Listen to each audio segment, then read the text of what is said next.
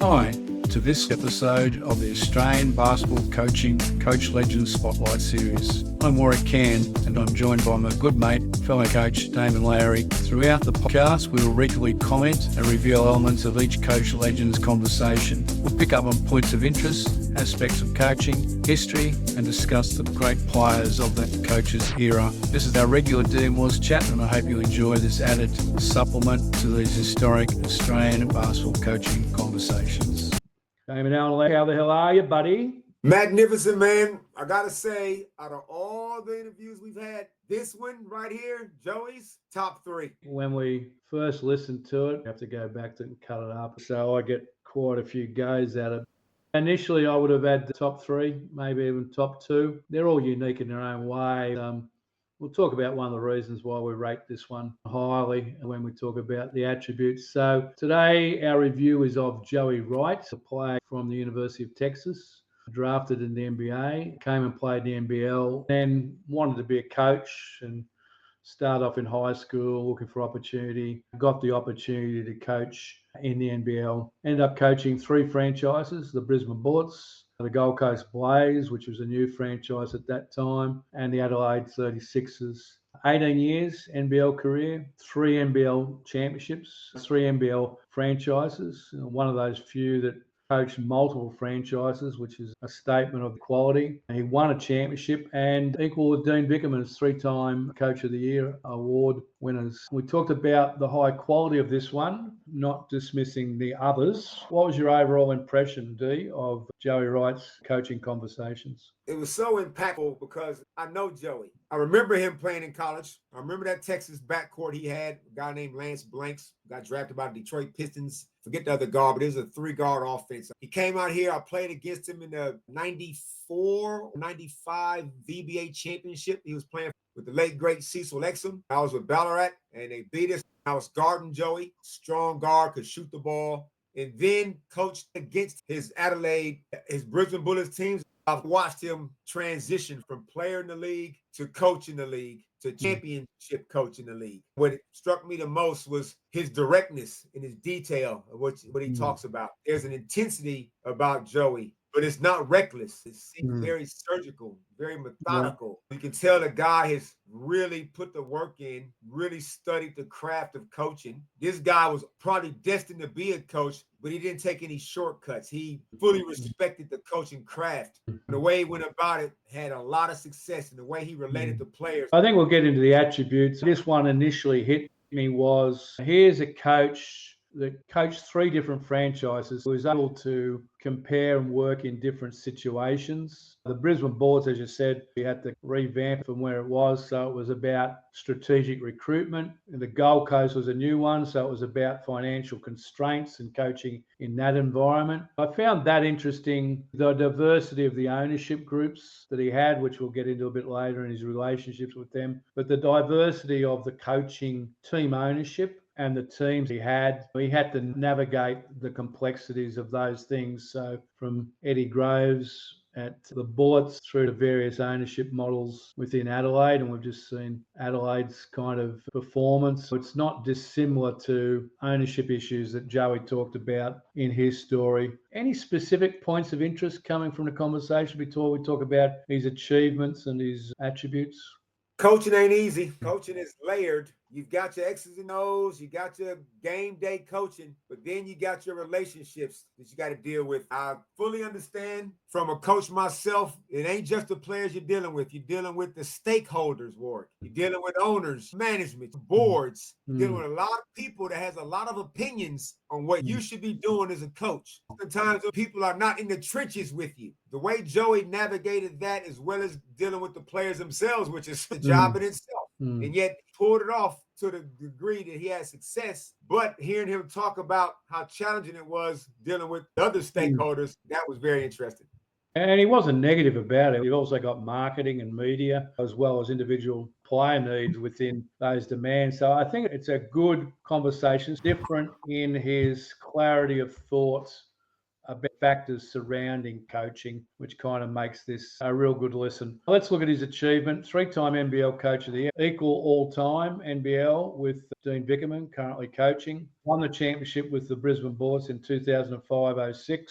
I went to the Gold Coast Blaze after success with the Bullets, and then ran into financial difficulty and got picked up and went and had a number of years with the Adelaide 36ers. 18 years NBL coaching experience, third all-time in NBL games coached, only behind Brian Gorge and Lindsay Gaze. 500 games, which is a lot, at a 57% ratio. So if you're into the numbers, he's pretty successful. But what about his personality traits? What did you observe or listen to about Joey's coaching, management skills, and the attributes that made him the coach? Very strong leadership, very strong values. You can tell that Joey he stands on business. There's no double talk. It's not vague. It's not. He knows what he's trying to achieve. So his values, and they're non-negotiable. He also hard worker. Like I hear stories about some of the players he coached and what they would do. A guy like Mitch, for example, says Joey said you can call me at any time of the day and I will meet you at the gym. If you want to get up at 3 o'clock in the morning, get some shots up, I will match your work rate. That's incredible. Strong values, strong leadership, very direct in his message, and hard working. The values thing is very clear on his personal values and integrity, and therefore was easy to identify with others or potential clashes of those values. I think that's what makes him clear. Certainly authentic, as most of the coaches are. People would say in a strong way, like strong isn't necessarily better than soft, but in the context of what we're talking about here, very clear, very consistent, stuck to the business, as you say, certainly honest, try to create a fostering environment of mutual respect and understanding. It wasn't my way or the highway. It was like, I'll adapt, but in between there's going to be some things that are not negotiable. I didn't know Joey until I did this, and I'm only going off recorded conversations, but in every hour that was recorded, there's another half hour of talking to a person. I got introduced through someone I respect who really respects Joey, who worked with Joey at the Brisbane Bullets in that successful period of time. Comes across as very genuine, great skills, great belief system, and that's critical to his working with others. As you say, the hard work. He never got sacked. He actually quit. He actually called time on his own career. I don't want to continue in this type of environment, so I'm out of here, which is a bit different to the employer going, no, it's time for you to go. It didn't work out that way for Joey. I think that's unique, which we'll talk about a bit later. He talks about being in the gym with them, working really hard. He's certainly dedicated to the path of excellence. We can understand his attributes. The other thing probably jumps to mind is passion. Like he was a passionate leader with those clear set of values. Is there anything else you'd add about his management style, as in management coaching of other people? He built relationships with guys. I mean, provided guys wanted to build a relationship, it's always a two-way street. But if you was a Joey guy, he was going to invest in you. I even think about younger guys who didn't even really have a career until after they left Joey, like a Ben Air, who's currently playing good basketball for Southeast Melbourne Phoenix.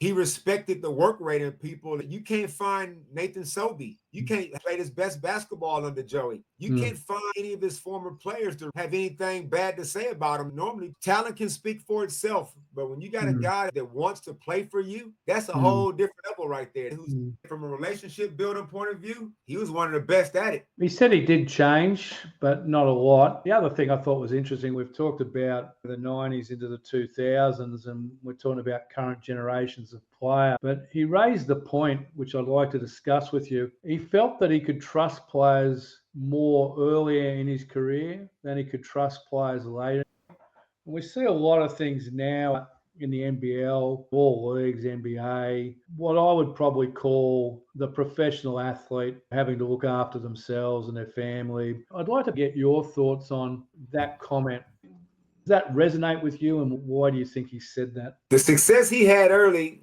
he probably had a certain kind of player, certain kind of character traits that you was getting the players. The player had your best interest. And then there's some honesty in that. A guy can take the truth, he can handle it, and guys can move on and grow. You can trust situations like that. You can trust people and players if they're prepared to take on some criticisms or some strong suggestions, and they come out and give you their heart. A trust is formed when that happens. A mutual trust formed. The player knows you can coach me hard and you're not going to carry a grudge and be spiteful. And the coach knows the same. And then what happens later on, you start to get a different kind of a player. The money goes up, and then a different kind of player shows up. The mercenary, if you will. The guy that goes, you know what? I don't like how you're talking to me right now. I don't need that. I'm going to go somewhere else. We see it all over American basketball now in NBA, college, the transfer portal. All you got to do is just not keep a guy happy, give a guy exactly what he wants when he wants it. And that guy's going to walk and go somewhere else. And not being a big market, they got their supporter base, but it's not like a Sydney, Melbourne, or Perth. It's a certain kind of player probably going to come through there. Maybe starting out his career, or maybe towards the end, who might be a little more appreciative of an opportunity. Whereas the longer you stay in it, you're going to see a different kind of player come through. As the money goes up, it changes players' values. Now it ain't always about the team. It's about me getting my numbers, so it doesn't affect my future employment. That's when it's difficult to coach. You think it's now the era of the hired gun, and what does that do to Aussie basketball or core values? Do we have to change our values because of the new era? 100%. Winning now is taking precedence over everything. Winning has always been important. It's always about how you go about winning. Isn't that what we always grew up learning? It's about the journey, not the destination. Now it's all about the destination, and they want to get there yesterday, Warwick. We see Justin Schuler gets the sack after 2 years, trying to build something. We don't have time. We want to win right now. We see it happen so often in college basketball in America. We see it happen in ownership. Once they look at a guy, they go, that guy would be great for the team. How do you know? You just see a tall guy walking around athletic and just think that's going to be perfect. We watched Brian Gorgian with the Sydney Kings. Can't get on the same page with one of his imports. We're too impatient these days because we want to win right now. The way I've learned, you cannot be seduced by talent. You got to build through character. Talent is implied. Everybody's got talent. I look at a team that's got imports that you might say they're not top tier, but you know what? They're not going to give you trouble. What does that do to team harmony? Ownership, they don't care about the team. They want to put an all-star team together and hope they can win a championship instead of building from the ground up. It annoys me when they think they can take shortcuts. The context that I'd sprinkle over, and I think Giannis Antetokounmpo from Milwaukee Bucks said in a press conference when the press is like, if you're not a winner, you're a loser, right? And I think he came out and said, hey, there's more than 20 NBA teams. Only one's going to win it. So, I think I do a lot of work with coaches, but you have to really define winning. A winning season or winning the title. What's winning is surviving together and enjoying it together. And I know that's hard to reconcile in professional sport, but only one team wins it. So you have to build towards that. With my experience with the Townsville Fire, it didn't start off that you were going to be the team of the decade in the WNBL, but it grew from humble beginnings, and then it established standards as you got through. And then it was about maintaining standards and hiring the right people to fit those standards. I'm with you on that. I think Joey was adaptable. He believed in giving players time to breathe and to grow, as well as being out there to win the chip. But he said a lot of time coaches want to make you believe that they're right so much that they don't want to change. Because if I change, that's saying that I wasn't right before. So I thought that kind of resonated with me when I asked him a question about why does everyone run the same stuff in league. A lot of coaches want to make people believe that they're right so much that they won't change. He said, won't change. Because if I change, that means that I wasn't right before. And I don't know if that's true to life and true to coaching. What Joey was talking about, he's talking about self-righteousness. A lot of times people don't want to change for that reason. Because if I change, that means everything I've been doing up until this point is wrong and it's been a lie. So I'm going to just sit here and live this and take it to the grave. That's not improvement. Joey's big on, he might even use the word relentless. Self-improvement, player development, not just the skill level, but even as a person. You can't go into a situation thinking every goddamn thing. You got to have some part of you that's humble enough to know there's something you don't know. You got to be open. And when you get a player that ain't open to change, that player, you got to get rid of that quick. And if you got a coach that thinks he's right about everything, they ain't the coach to play for. I think what makes up a part of Joey's mentality is that he can look at himself. He's going to reflect. He's going to be his own worst critic. And if you was to come to Joy with something, he's mature enough, secure enough that he can look at it and listen. You might have a point there. Let me do some reflecting. He's grounded. I played for a lot of insecure coaches that couldn't handle when a player had the better idea than him. They were handling it with benching him or something. That held Joey, I think, in high regard, but it also probably made him the kind of coach that in this particular era and with some managements around teams, difficult to deal with. But his ability to kiss ass, I don't think he has one. He said he drew inspiration from Muhammad Ali, who most people our age know of, but younger generations may not know of. The thing he got out of that was personal integrity and authenticity. They're non-negotiables within their identity. And then when it intersects with politics or social issues, etc., you know where you stand. Understanding yourself, being self-aware of who you are and what you stand for carries you a long way in life and also in coaching. But that ability not to be Mr. Know-all and think that you're right about everything. Certainly management-wise, you want to develop players, empowering players. Do you think Joey Wright's coaching was complicated or straightforward? He was pretty straightforward. He put in so much, he was so detailed. He gave some examples about, he would know every play you ran out of a timeout. The first play to start the third quarter, he'd know what it is. The detail in just that, you weren't going to catch this guy off guard. I feel like he'd have been a great guy to play for. That kind of matches mentality. Real surgical, real direct, no fluff. Sometimes the game is complicated too much. You're going to play hard defense. We knew where we were going to go with the ball. There was some offensive freedom that was allowed there, but you had to earn that. You weren't just going to come down there and do whatever the hell you wanted to do. For the defensive end, you was going to be held accountable, which everybody says they want until accountability really shows up, and then you find out if they really want it or not. But with Joey. Any management tips that you picked out? I think we've talked about the attributes, and people who are listening can filter that into whatever actions that they want. The thing it reminded me of, your mindset as a coach, it extends beyond simply understanding the game because of all these things that we talked about before. The new era of play, the variety of ownerships, the different environments within NBL clubs, the different stages that they're at.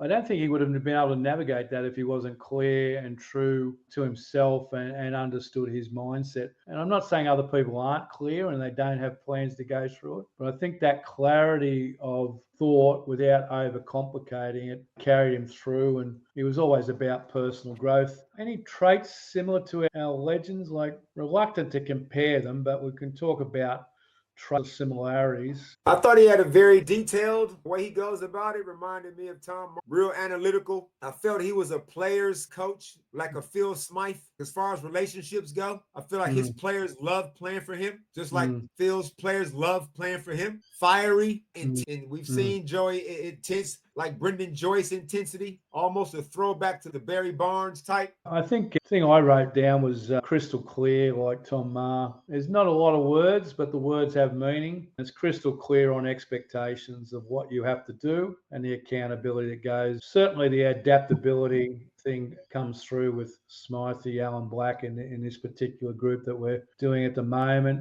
That aspect, it talked about studying and benchmarking, who's the best at what they do. So he'd studied Brian Gorge. He was a rival. So that reminded me a lot of Bevo. Bevo really went about benchmarking who's the best and studying the best. He discusses his learning style. We've talked about hard work, direct communication, technical, tactical balance. We'll talk about that when we get into X's and O's. We can always talk about teamwork and how you get that together. As much as you talked about that example where he studied every Brian Gorge and timeout, every play that he made and memorized them, he did look at other coaches. He benchmarked within the league, but he looked at others. So let's talk about some of his coach influences. And I know of one, I don't know of the other. So I know of Tom Penders, it was at University of Texas. I remember the Texas coach, Mm. not the others. So he's very influenced by their style and study. He looked at Brian really closely. He said, when I asked him whether you copy coaches, he said like about 600 of them. But he did mention Guy Malloy, Brian Gorgon, and Sean Dennis, who we've talked a bit about. And he talked about Brendan Malone. Detroit Pistons. Be genuine, craft very specific improvement plans. It's similar to Bevo. So I don't know whether they shared that idea because they used to exchange ideas. This idea of everyone had an improvement plan, everyone had a development plan, and that was negotiated or highlighted so far as an expectation. Bevo calls it a contract. So it was like a development performance type contract. Certainly open to communication. Once again, talked about the importance of player feedback, and you can tell by what we've spoken about that if you were given feedback, it would be very concise and you'd have to act upon it. Certainly a continuous learner. Be true to your own style. Everyone talks about humility. I'm hearing that even when media's interviewing something. They meet someone for the first time, they go, oh, he's a really humble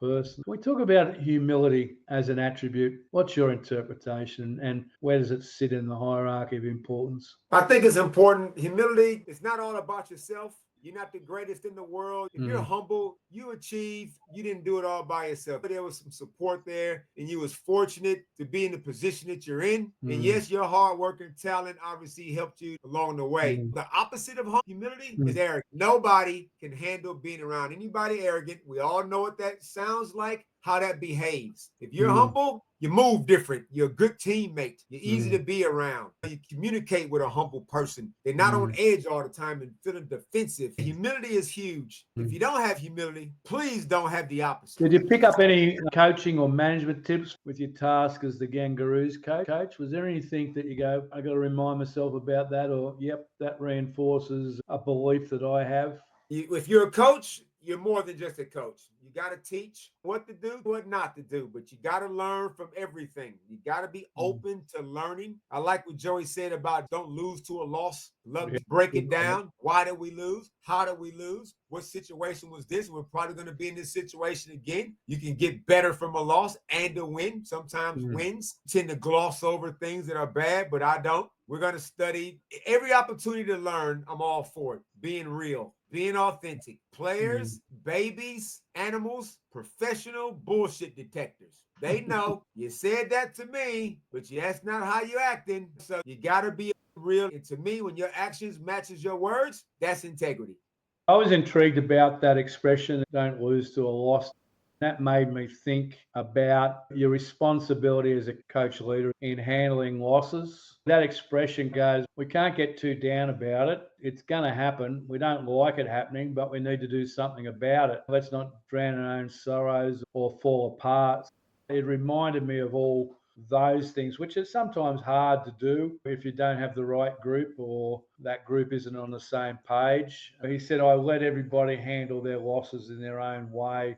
Like that, because stages in my coaching career, you go, oh, someone's joking straight after a loss. The old school said, oh, you shouldn't be laughing after a loss, or you shouldn't move on that quickly. You should really have to dwell in it. That was the belief of that particular time. But having spent a lot of time coaching and see how players handle the losses, some dwell on them, some move on. But that point was just recognise that they all hand it in their own little way, give them a bit of breathing space to do that, and then get on with it. What was your thoughts on that, giving the breathing space for people to digest the loss? There's ways to digest a loss, though. I'm not going to let you digest the loss by throwing a tantrum, cussing out teammates. As long as the way you digest the loss is somewhat productive. If you want to go off and sook in your own room, go for it. But don't vent like in a way that's destructive. I remember a buddy of mine, Chris Harriman, he was mates with Mike Brown when Mike Brown was assistant coach with Golden State Warriors, and he caught up with Mike after a game, and they got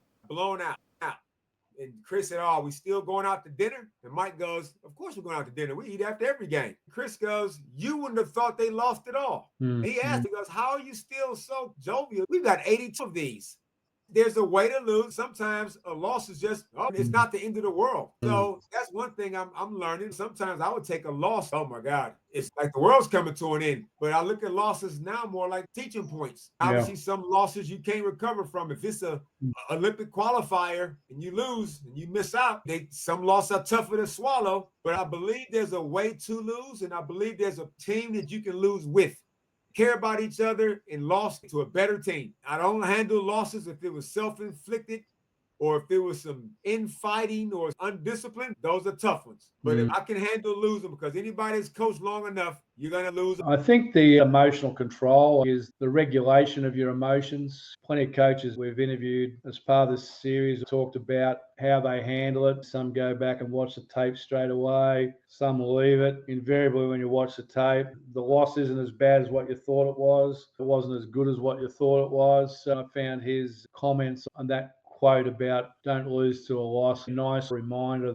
He talked about his ability to identify and develop talent and used Chris Golding as an example. So I think we should pay homage to that. You mentioned Sobey before, Mitch Creek. So Joey was a coach who developed players. What do you think about his story about he went to Coach Malone and said, how do you deal with arseholes, was his question. You got a lot of coaches, and I was one of them. You always think you can change somebody.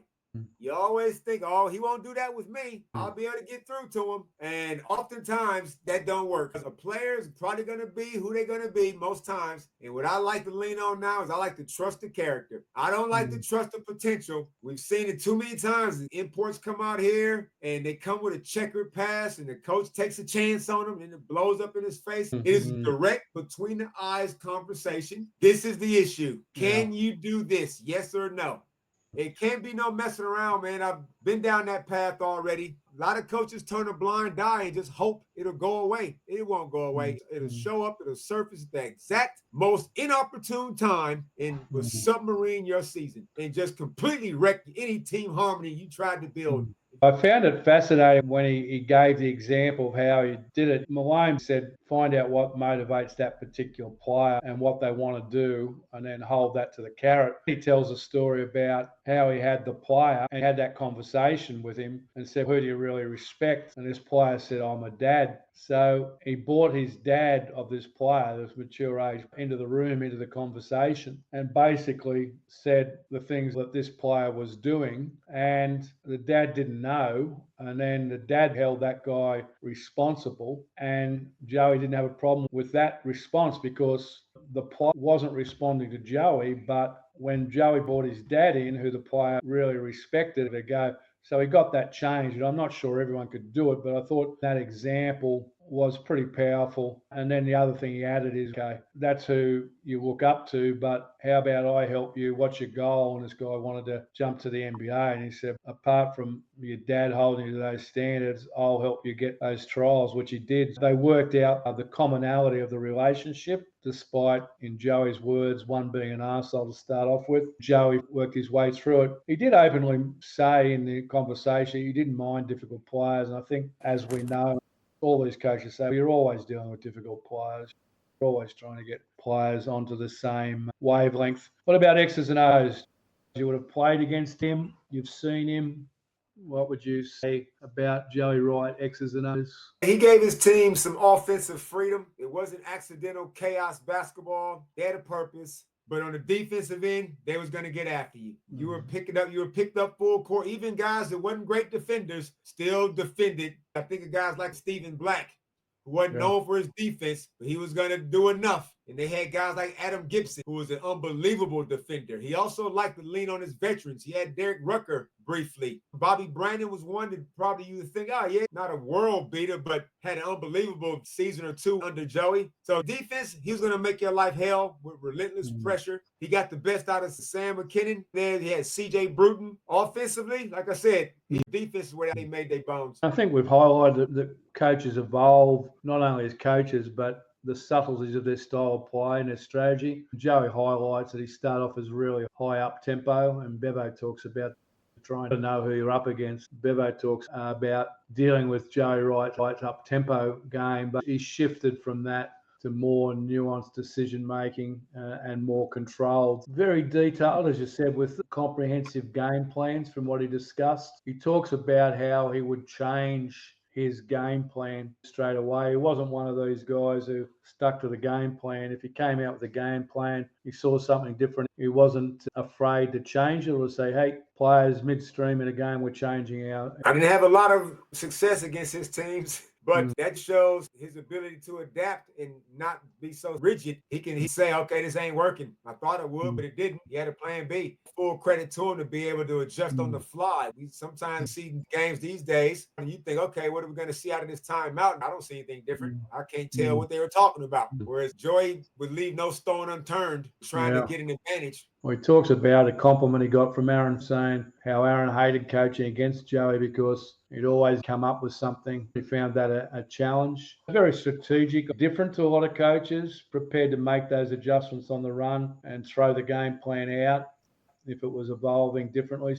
Trusted his guts and his tenor to change it and had the buy-in of players so that they would follow them. I thought training, he favoured scrimmages to enhance player development rather than breakdown drills. Not that he didn't use breakdown drills, but we talked about that.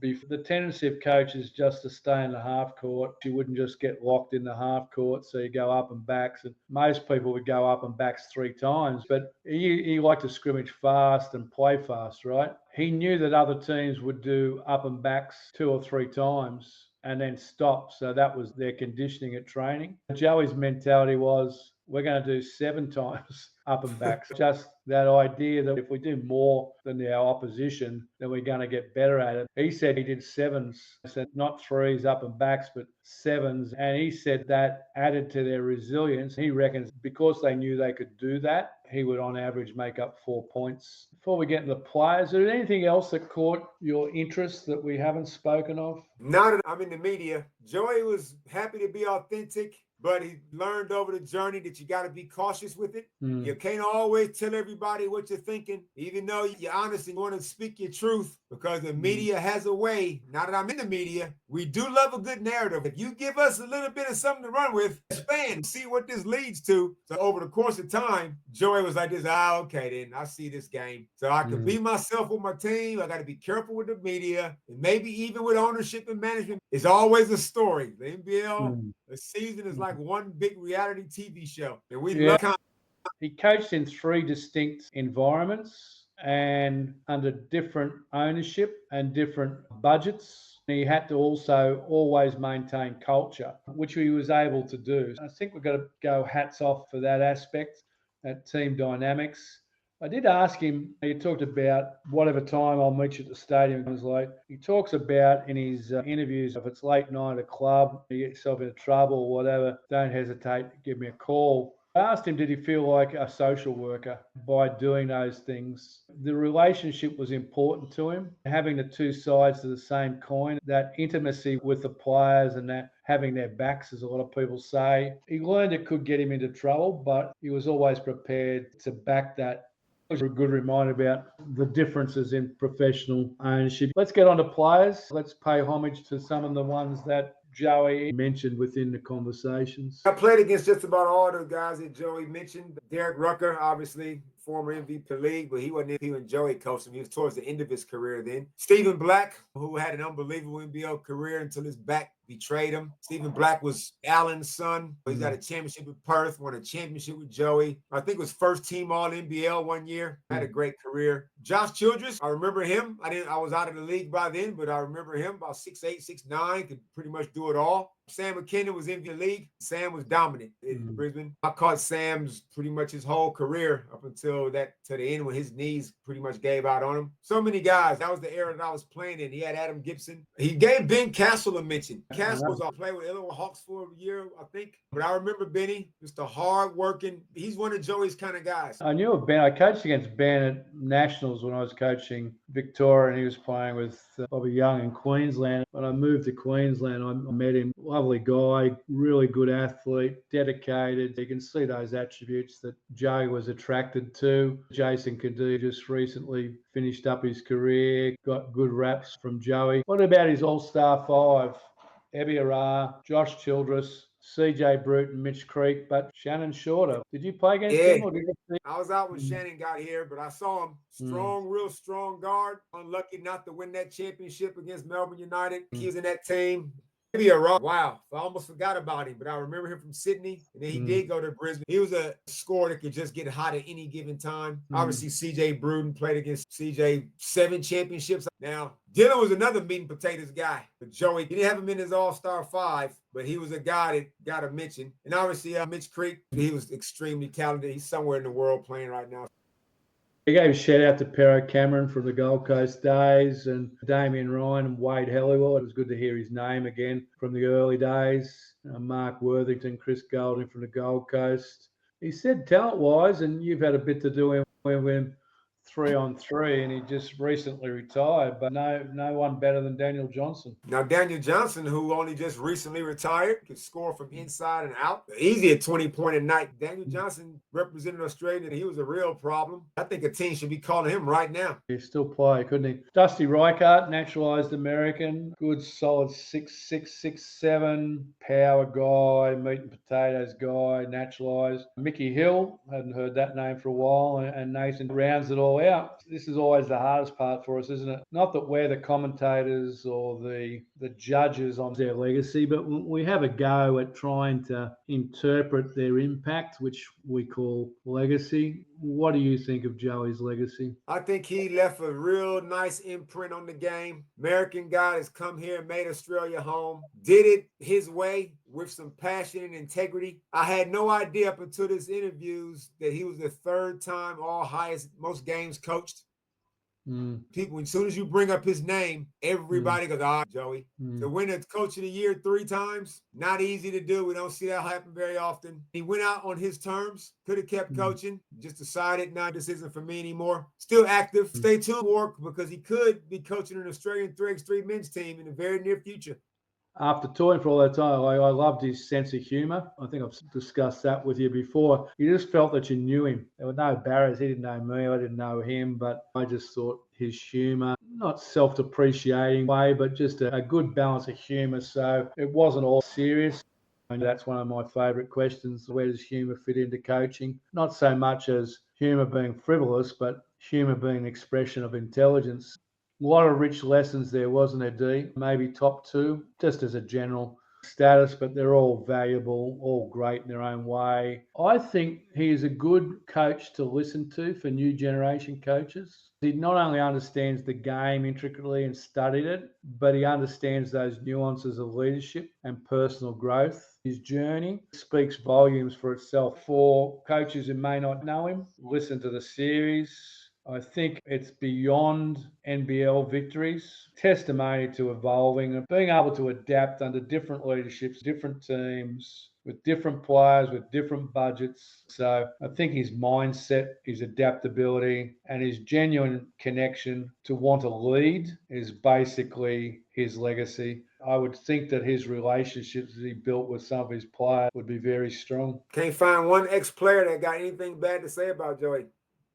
So, Joey Wright, we take our hat off to you, pay homage, and hopefully the conversations are there for others to learn. And we've certainly enjoyed talking about it. Damon, Allen, Lowery, we're out of here.